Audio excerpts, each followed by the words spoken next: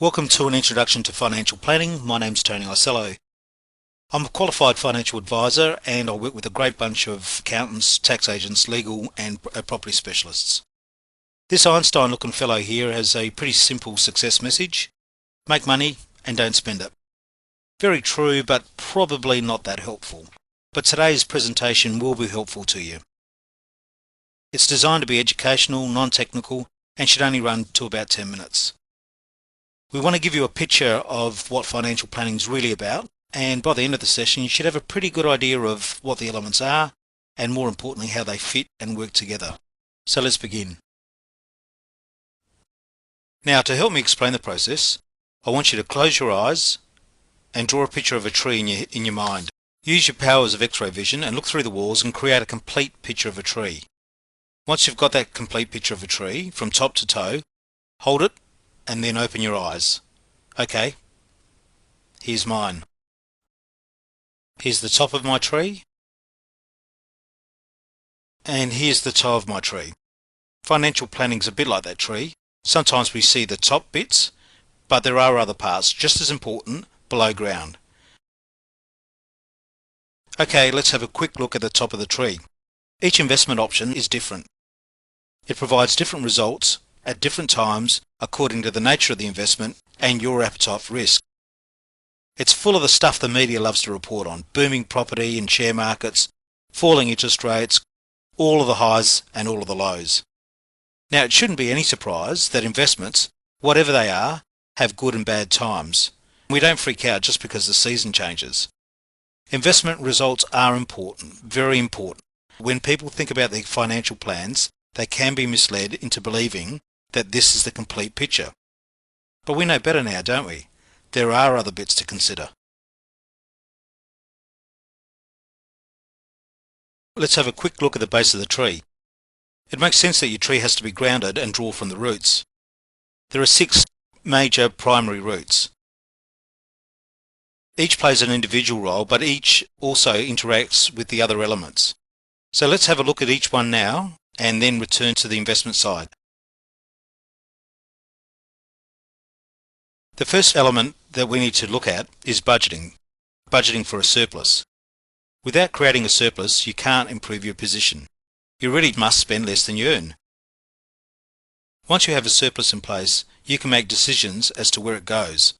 Surpluses give you choices. Review your budget often.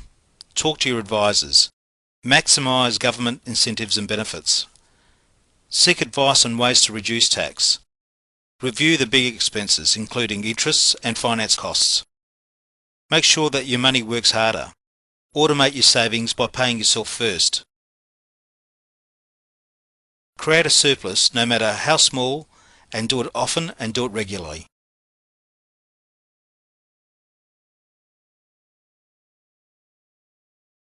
With a budget in place, you might also want to consider a no-touchy emergency fund. Apart from the obvious reason it pays bills in a real emergency, it also does provide peace of mind. How big a fund will you need? Depend on your circumstances. Do you have regular income or does it vary from week to week? Look at your spending pattern. Is it high and regular, sometimes known as kids, or can you live on the basics, just bread, milk and water? Finally, how do you create it? How do you create such a fund and where will you hold it?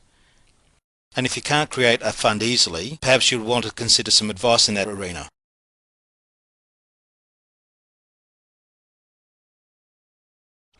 With a consistent surplus and savings in place, your home is the next major element.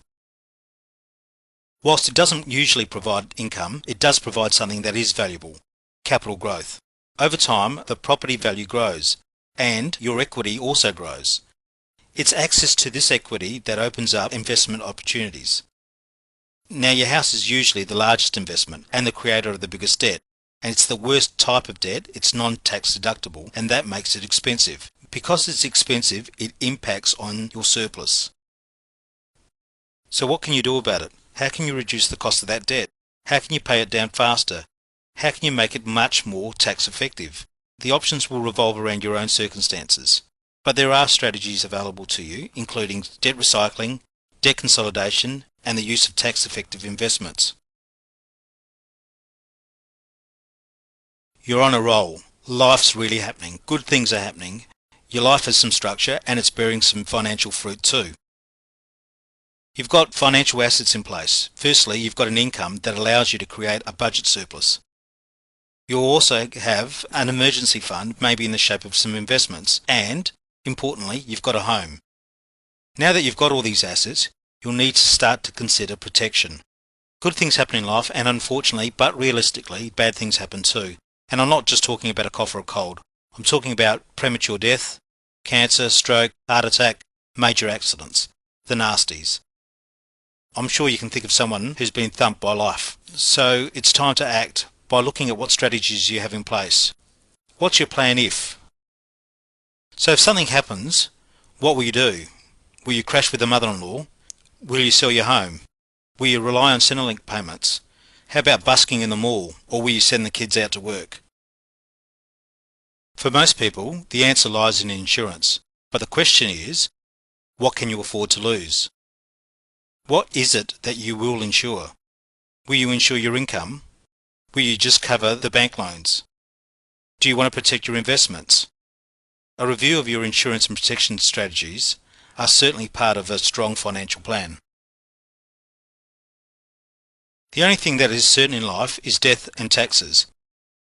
And estate planning is about making sure that before we become angels, we act to ensure that our choices and assets go to the right people in the right way at the right time. Estate planning makes sure that it's your will and it's not the government's way.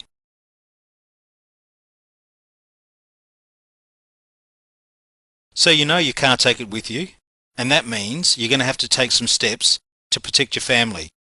Things like getting a will, making sure that you've got powers of attorney in place, perhaps looking at superannuation nominations and understanding the tax implications of your decisions. All part and parcel of good estate planning. Provided we haven't died prematurely, one of our goals, of course, must be to plan for our retirement. Retirement means that we've stopped working and our income has stopped, but our expenses keep going. People are living longer and we could be retired for up to 30 years. So our investments, including superannuation, become very, very important. Retirement planning becomes more important as we get closer to retirement age. However, we still need to address the questions. How much will we need? How much should we put aside now? And will our investments do the job for us? Now let's focus on our investment tree. There are obviously different options with different payoffs and returns and different risks attached. Low-hanging fruit is easy to reach but not as big and maybe not as tasty as fruit higher up the investment tree. Fruit at the top of the tree is harder to reach, so we'll need to be a little bit more careful, even though it is potentially more attractive. The fruit you desire has to be relevant with your goal and your appetite for risk. The higher the risk, the better prepared you must be. You may need to be more patient. You certainly should look to protect those investments and also protect the cash flow that feeds them. It's vital that you understand exactly what you're investing in and how that investment works. They can be complex, so ask questions. What are you actually investing for? Are you investing for the income that it provides, or do you want capital growth? Is your investment basket diversified, or are you just happy to put all your apples in one basket? What are the tax benefits and tax implications associated with the investment? Do you want to control the investments, or are you happy to have somebody else manage them? And if they are going to manage them, what sort of manager are they? Are they aggressive managers, or value-add managers, or passive managers? There are obviously lots and lots of questions to ask, so seek advice. Investment planning is a living and ever-changing dynamic tree. Things do go out of shape, things grow too quick and need to be pruned, and some things just don't work unless you give them some attention. So you do need to review and review regularly. And, more importantly, be prepared to act when things go pear-shaped. Things that can trigger a review are changing careers and redundancy, divorce and marriage breakups, growing families, death or sickness, changes to the investment climate, changes to tax rates and rulings, interest rate changes.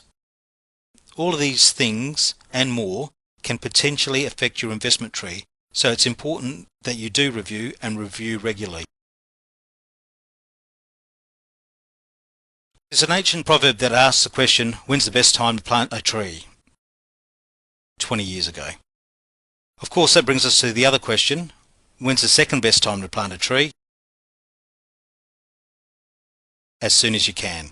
Well, that's it. That brings us to the end of the session. Thank you for making the time to watch, and we certainly hope that you've enjoyed it.